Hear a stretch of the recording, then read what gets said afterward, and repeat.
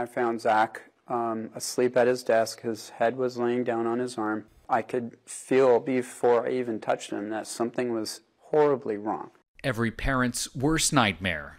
17-year-old Zach Didier found unresponsive in his room 2 days after Christmas of 2020. Medics arrived and began resuscitation efforts, but it was too late. And I started resuming CPR, and they just stood there, and I got mad at them and said, "Guys, help me save my boy." When they didn't, I started trying to talk to Zach and begged him, "Don't go. Come back.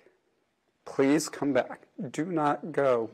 I walked up and Chris just said, "Our baby is gone." We sat down with Chris and Laura Didier inside Zach's old high school theater classroom, surrounded by memories of their son. He loved school. He loved sports. He starred in the musical. Zach was such a stellar young man. He always wanted to help other people.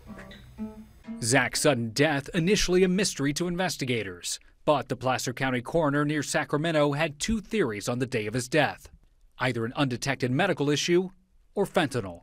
And that further spiraled us into confusion.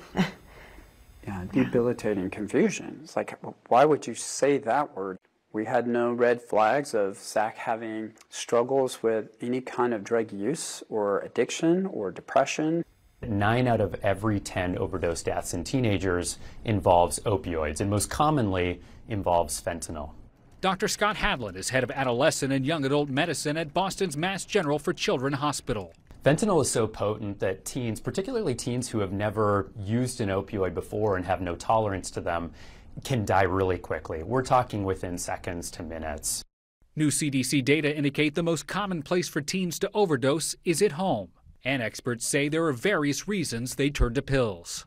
About 2 out of every 5 teens who overdose has a history of struggling with depression, anxiety, or other mental health problems, and in many cases, these problems have gone unaddressed.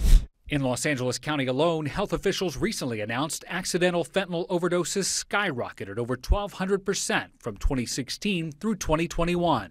The problem is very serious, not just in the city of LA, but nationwide. To understand where many teens are obtaining fentanyl, we spoke with an LAPD narcotics detective. We agreed not to name him as his work involves undercover operations. The more personal sites would be Facebook, Marketplace, Instagram, and Snapchat. If you're buying it on a social media account or you're buying it from somebody on the street or a friend, then most likely it's going to be counterfeit. If you look at these photos, the fake pill looks just like the real pill. They sure do. The dealer's main objective is to get you hooked. And if you don't die from it, then you're a customer for as long as you live. In Zach Didier's case, his parents said he met a drug dealer on Snapchat who sold him a deadly fentanyl pill that Zach thought was the pain reliever Percocet. Zach's case was really the first for our county dealing with whether or not to hold someone who provides drugs to someone else who ultimately dies, whether or not to hold them responsible for their death, and if so, how much. The message to dealers are we are fed up. We are tired of seeing young people dying in our communities. Zach's dealer was sentenced to 17 years in prison. But Placer County's district attorney, who has advocated for aggressive charges against dealers, says prosecution alone won't solve the fentanyl crisis. The solution will be education and awareness and talking to parents, talking to teachers. I've had a lot of struggle and challenge. Warning families about the dangers of fentanyl has become a life mission for Zach's parents, who now spend countless hours going into schools, telling their shattering story.